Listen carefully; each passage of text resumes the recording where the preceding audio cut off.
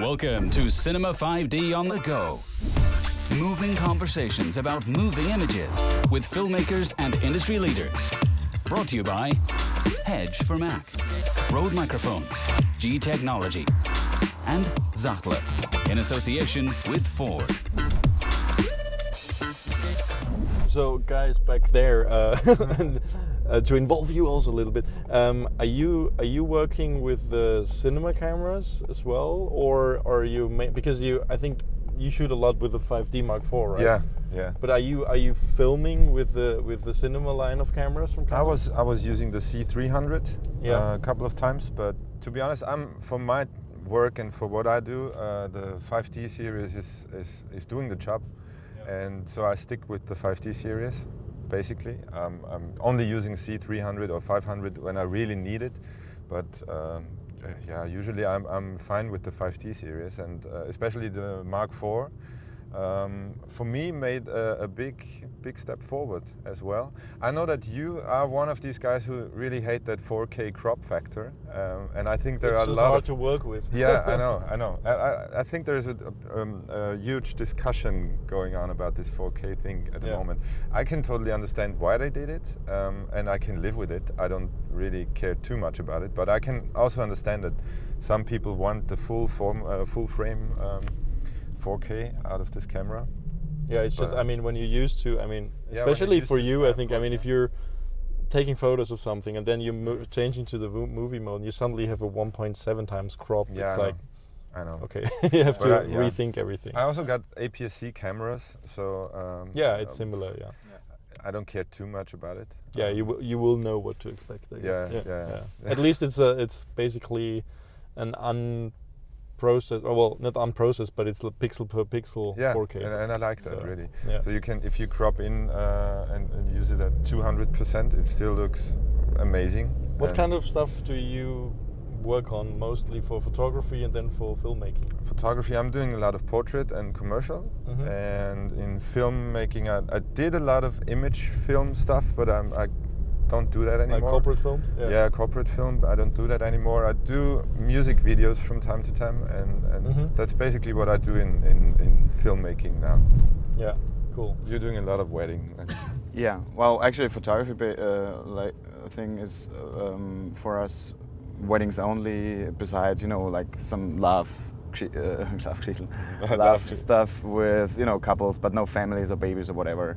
And for wedding photography, it gave us so much more to have in one camera, like amazing imagery and the videography to switch within seconds. So what we do is we cover a wedding for let's say 8 hours, and we're creating just in parallel while we shoot photos a 5-minute highlight trailer of that day. And I grab some audio from important things like speeches or the vows or whatever, and we put together a highlight trailer. It just drops out. We are there already. We are paid for the day already. We're doing the images, but on the other hand, we are delivering a highlight trailer. So the video is like a bonus. Well, it actually 2K euro bonus, but it's a bonus, and it doesn't substitute a real wedding videographer who delivers a 50-minute feature film or something like that. Well, I think it's just very hard. I know all the industry is always advertising, especially here at Photokina, because it's predominantly a photo show. They're advertising that you can shoot video with the same camera and do it at the same time, but in practical terms, just because you can doesn't mean you should. Well, I find you I'm very sweating a lot. You compromise one or the other, because especially with weddings, I don't know how you do it, but of course, you're probably there. I think you have the business with your wife, right? Yeah. So you both are doing. I guess one is doing photos and the other one is doing video. Both are doing photos and both are doing video. But how are you? Well, actually, we're doing it since 2009. Let's say that. Well, when the 5D Mark II came out, we saw there is a market for it, and we just did it as an experimental at a friend's wedding, and we created this one. We call it fusion. We combine images, video, audio, and music together and deliver like a 5-minute product. And we removed the images from these videos, and now it's only video, because we created a workflow during shooting that that makes us control over both at the same time. Let's put one example at the getting ready situation. We're like an hour getting ready. We're shooting images. The light is the same for video and for images. I just need, there's the left foot. I take an image of putting his shoes on or whatever, and the right foot I taking a video. Oh my god! But it's so, that's it is stressful. It is, but if you get your workflow, it works pretty well, and the results are amazing, and people are crying over their videos. That's really it's another impressive emotion of the day. It's you can't print it in an album, so that's images. You can't hang it on the wall. That's images, but. To put it on the iPhone and have like a 5-minute, romantic day of your thing you can show your friends and whatever, it's just brilliant. I love it. We do it like 50% of the weddings have a fusion with it. Yeah, a lot of the industry are trying to shoot super high resolution video, not because you will deliver in it, because as you said, I mean, mostly out of all my clients, I shoot a lot in 4K, but I think I delivered twice in 4K because nobody really has a, it's like... It's coming.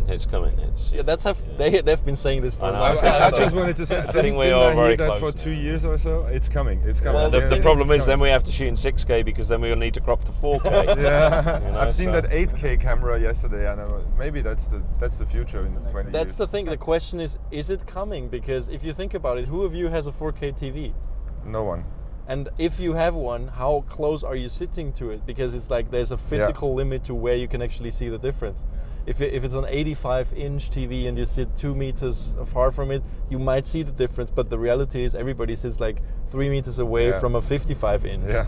And you physically cannot see the difference with average or normal or good human eyesight. It's like... I think it depends on where your deliverable is. If you're working for a client who needs, POP or projection, then they're going to use 4K, because they're going to have 4K monitors in store, and it's going to give them that additional quality.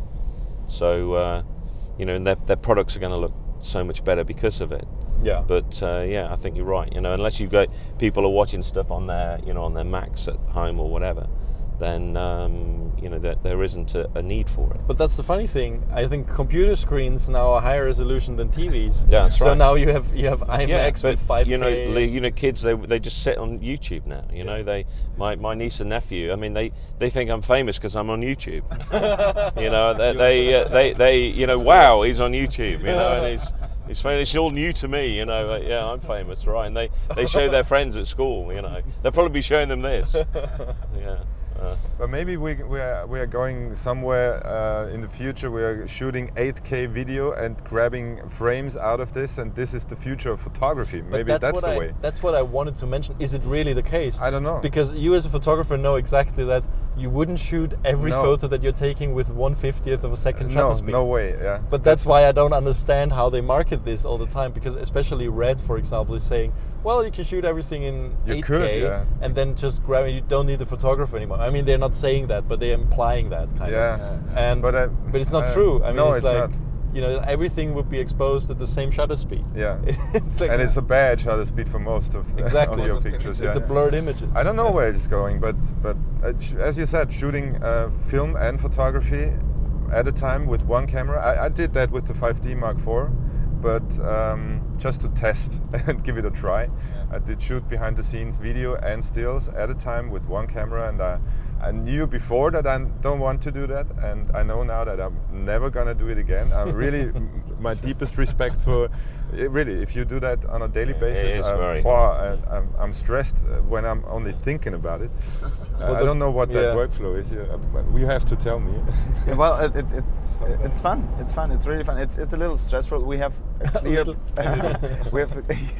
I'll show you an image from a wedding we did in Tuscany 2013. It was a 5-day wedding of Americans.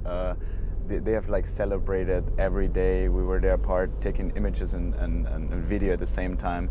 It's an incredible final result actually, and I'm sweating when I look at it because it was a massive amount of work, and we didn't know how big the wedding is going to be. There was no single second on the day where I just could sit down and eat or relax or whatever.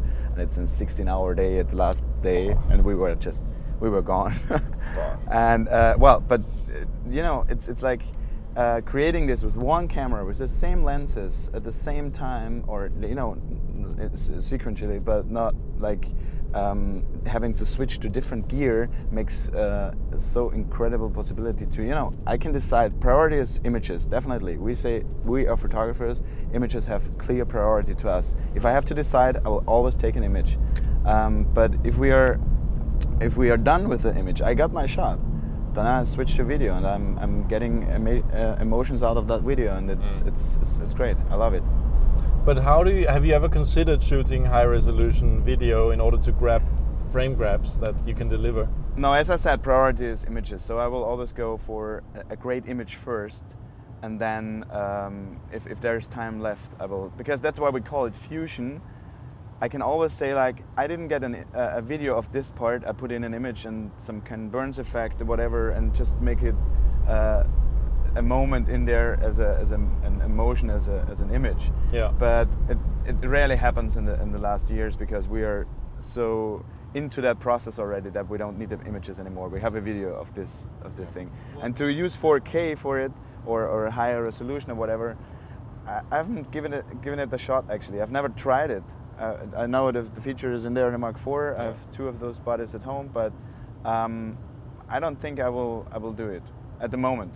I will try, but I don't think. I tried it with the first C500. We made a film with fashion designer Henry Holland, and I worked with Nick Knight and Show Studio in the UK. Nick Knight being the incredibly talented and arguably one of the world's best fashion photographers, and he's a really inspirational character for me. And we shot this, what we call a move-in portrait, and we use the C500. But the thing is, if you're going to take a still capture from one of these 4K cameras, the first thing you need to consider is, in my opinion, you need to be working with a 4K RAW workflow, because you want that raw data. Yeah. And also it's how you frame the shot. If there's movement in it, that's very difficult. But if you've got a static frame, we were pulling off files of Henry Holland from 4K RAW, and actually printing the file right up to almost A1. But there's a very particular lighting setup. Everything's got to be just right. But I think what you said earlier was really interesting, that it's very difficult when you have a mindset for moving image and a mindset for still image. In our recent project with Aston Martin and Hackett, when the Aston Martin was being rigged, I was able to run around with a 1DX Mark II and shoot pictures of Tommy, our model, of him in and around the car, and some of those pictures are actually used at 4 by 3 meters in store. Wow. And that was great. But then we co-directed, so we had 2 directors, and that enabled one of us to be busy doing one thing while the other did the other. And I usually carry around like a 1DX or a 5D or whatever it might be, so these opportunities arise, and then you can nail that. But there are 2 very different disciplines. But most of the projects I've done in the last few years, the moving image projects, we've actually shot the global stills campaigns as well on the same shoot. We did one for Intel and Asus two years ago, and we shot the global ad campaign at the same time that we made the films. We stopped the set, and we then did the stills, and then we went back to shoot. It's all about preparation. That's my experience as well. Whenever I shoot a commercial, and there's a stills crew there as well, it's not you cannot do it at the same time. No, it's got to be separate. And any time the client wants, or the agency is like, we have time pressure, let's try it at the same time. It's well, if you've ever shot stills on a movie set or on a TV commercial, as a photographer, you're in a really, really difficult position. Yes. You have to get to know that first AD like he's or she has got to be your best friend. Well, the first AD needs to be everybody's best friend. Yeah, well, exactly. But it's a really tough thing to be able to do.